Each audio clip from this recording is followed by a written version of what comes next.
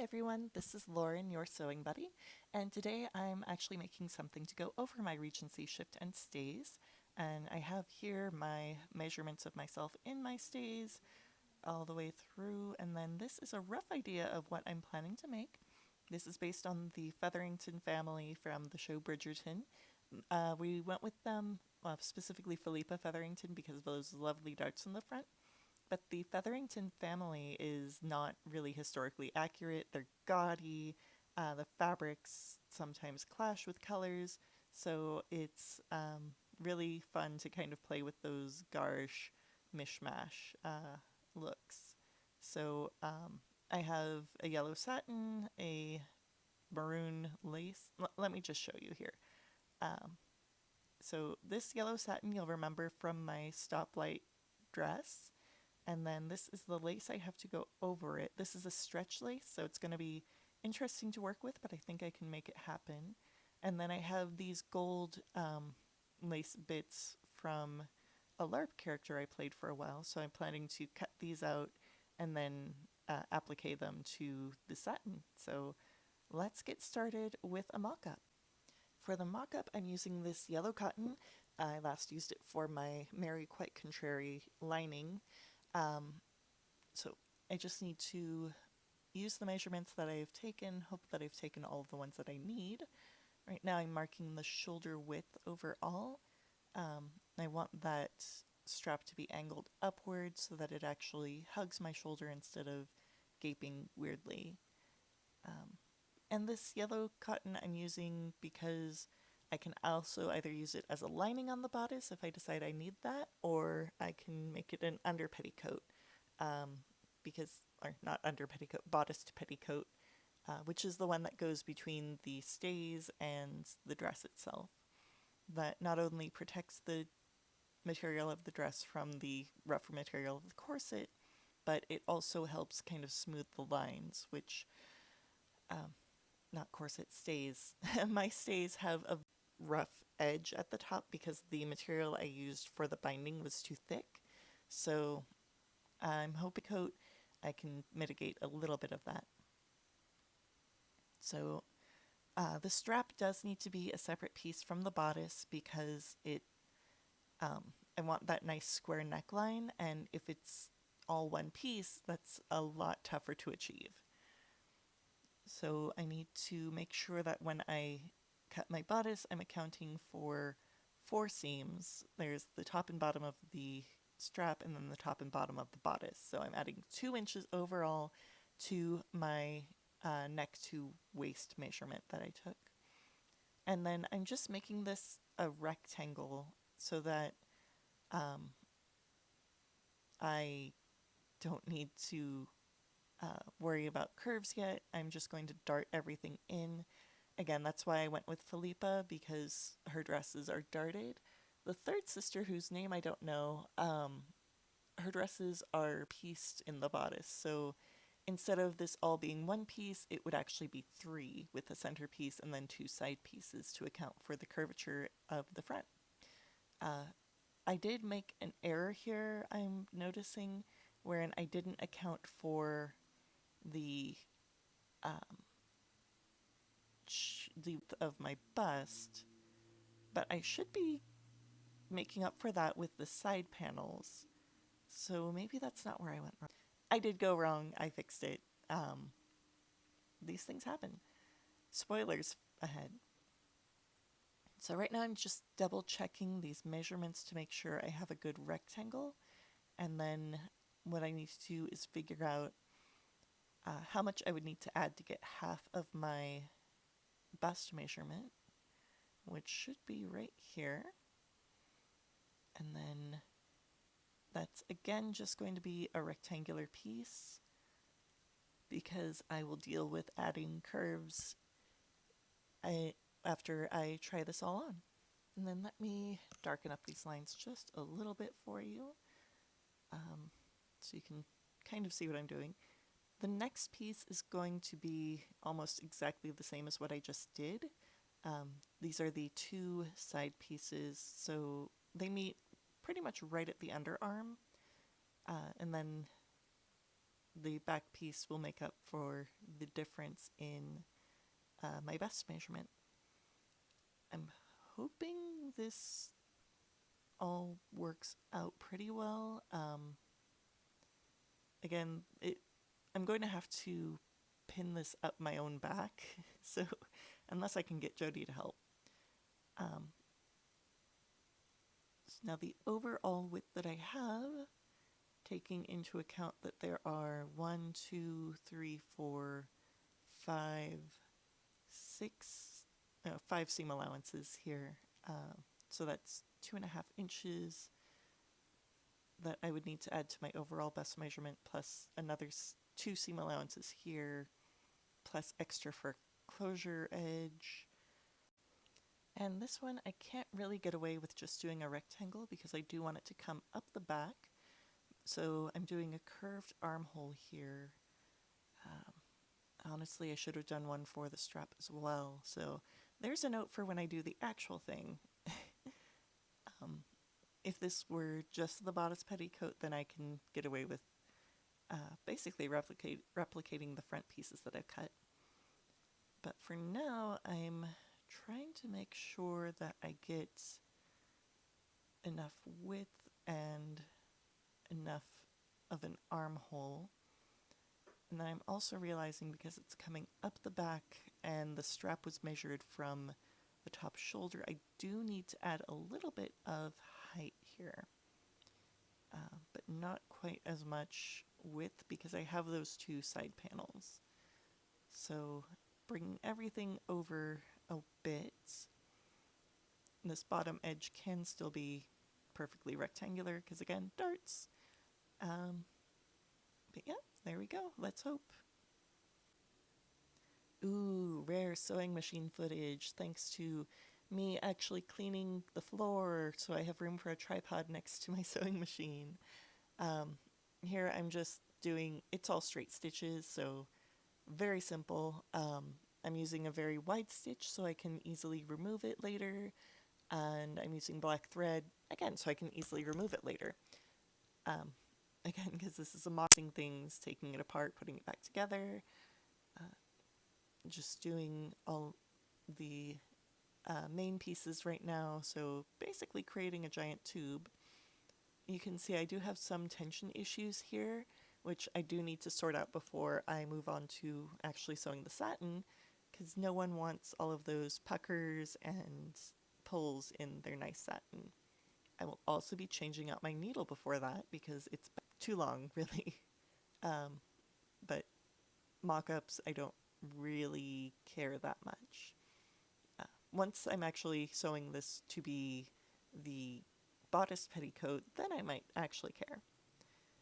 So for the straps, I folded in both edges. This wasn't necessary. The outer edge should be open. That's where I'll be attaching a sleeve, but tell that to past Lauren. Again, that should also be curved because I want it to be much easier to attach the sleeve here than it was for my project for Jody. But you know what? At least I will know how long that strap needs to be and what sort of angle I need on the shoulder. That's what mock-ups are for, right? So I in fact did the same thing on both sides and didn't realize what I had done until, I mean, it's not too late because it's very white stitches and very easy to remove. I could have just gone back and fixed it, but I didn't because I didn't want to. I am using pins this time though, to make it a little easier on myself at least. It's just, you know, half of that is unnecessary.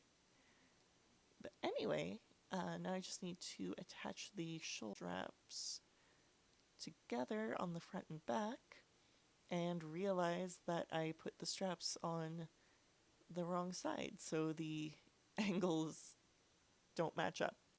But that's okay. I'm just going to follow the angle that I actually want the shoulders to sit at. And it turns out, because I cut a little bit of extra length, that worked out pretty perfectly. The tricky part was making sure I got that same angle on both straps instead of one of those being sewn in the reverse angle from what I needed, which would be a classic Lauren thing to do. In any case, once I get that last shoulder seam put together, what I'll need to do next is measure at the waist and compare that to my waist measurement in the stays, and then see, based on that, how much of a dart I need to do. I'm going to try just to do darts at the front, but I'll probably need to do darts in the back as well. We'll see how that turns out. Okay, so I've got my bodice all laid out here. So just need to double check my measurements. Overall, it should be 43 inches, so let's double check that first. Just get my chair out of the way. And if you've seen my studio tour, you know how cramped the floor space I'm working with is. So what I have here is 37 inches, which is the waist measurement that I want ideally. Which you might think, hey, that's perfect. But it turns out that actually that means I don't have enough room in my bust. So somewhere, some piece got cut a little short. And I think I want to add it in at the side. So I'm going to start ripping out that seam, which once I have it ripped out, of course, I realize that that's going to change how the underarm sits and where the straps attach. So instead, I'm going to lengthen the back piece, because the bodice actually does sit pretty much where I would want it to. It's just this back piece that is a little too narrow. I mean, the other option I would have here would be to add gussets into the bust, but that's not the look I'm going for. I just want those darts at the waist. So let's get this back piece ripped off and cut a couple of buns. So luckily I've still got a lot of that yellow. Those scraps are going to be too small though. So back to the yardage. Let's see if I can get them out of this. Once I get that lined up properly so I don't have any nasty surprises. It looks like I would have to cut a little too much off the underarm. I mean, I can try, but actually this isn't going to be nearly wide enough for what I need to change. So back to the main yardage. Unfortunately, this means that the skirt for the bodice petticoat will probably be different material, but that's okay. I've got some nice white that I can use for that.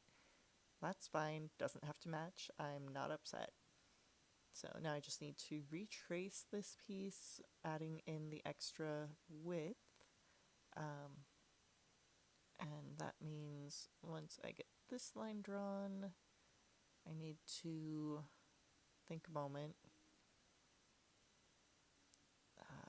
Yeah, I need to scoot this over and trace so that the arm is all the same. I'm just adding into the center back.